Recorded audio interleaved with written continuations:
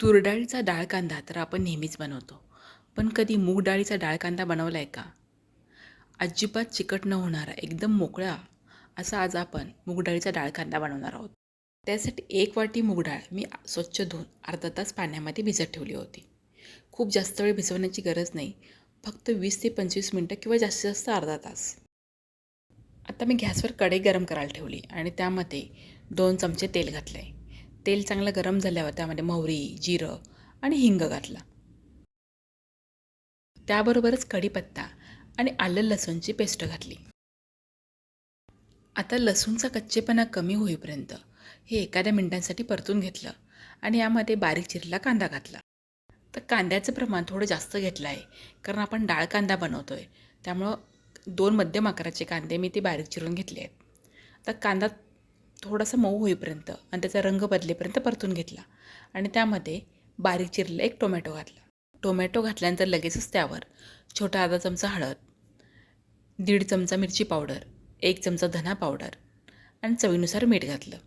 आता हे सगळे मसाले एकत्र करून टोमॅटो चांगला मऊ होईपर्यंत 3 ते 4 मिनिटांसाठी छान परतून घेतलं. टोमॅटो छान परतून झाला की यामध्ये भिजवून घेतलेली डाळ घालायची. पण डाळ नितळून घेऊन घालायची. त्यातलं पाणी अजिबात घ्यायचं नाही. त्यामुळं डाळीमधला चिकटपणा कमी होतो आणि डाळ कांदा चिकट होत नाही. डाळ फोडणीमध्ये घातल्यानंतर मंद गॅसवर पुन्हा 2 ते 3 मिनिटांसाठी डाळ चांगली कोरडी होईपर्यंत परतून घ्यायचं. डाळीचा बऱ्यापैकी चिकटपणा पाण्याबरोबर गेलेला असतो आणि जो उरला चिकटपणा असतो तो आपण ही अशी डाळ परतून घेतली की कमी होतो. त्यामुळे डाळ चांगली मोकळी व्हायला मदत होते. आता यामध्ये 1 वाटी गरम पाणी घातलं आहे. खूप जास्त उकळलेलं पाणी घातलं नाही, कोमट पाणी घातलं आहे. डाळ आपली अर्ध्यापेक्षा जास्त भिजलेली आहे आणि मूग डाळ शिजण्यासाठी तसंही जास्त वेळ लागत नाही.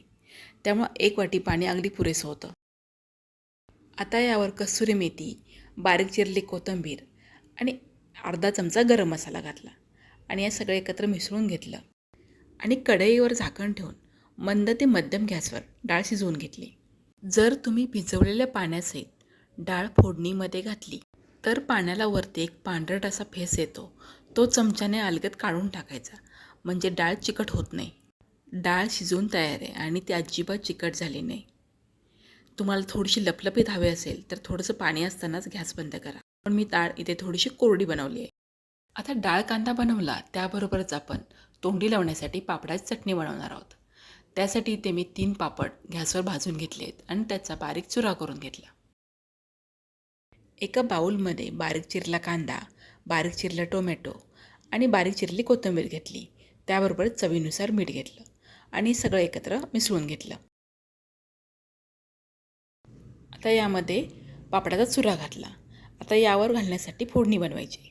फोडणीसाठी 1 चमचा तेल गरम करून घेतलं आणि त्यामध्ये मोहरी, जिरं, कढीपत्ता आणि ठेचलेल्या लसूणच्या 4-5 पाकळ्या घातल्या. आता लसूणचा थोडा रंग बदलेपर्यंत परतून घेतलं आणि गॅस बंद करून त्यामध्ये छोटा अर्धा चमचा मिरची पावडर घातली. आता मिरची पावडर फोडणीमध्ये चांगली मिसळून घेतली आणि पापडाच्या तयार मिश्रणावर घातली. आता ही फोडणी पापडामध्ये मिसळली की आपली पापडाची कुरकुरीत चटपटीत चटणी तयार. पण ही चटणी जेवताना त्यावेळीच करायची, कारण कांदा टोमॅटो असल्यामुळे पापड लवकर मऊ पडतो. तर आजचं एकदम साधं सोपं जेवण, मूग डाळीचा डाळ कांदा आणि झटपट बनणारी पापडाची चटणी तुम्हाला कशी वाटली? आवडली असेल तर एक लाईक करा, शेअर करा आणि चॅनेलला सबस्क्राईब करा.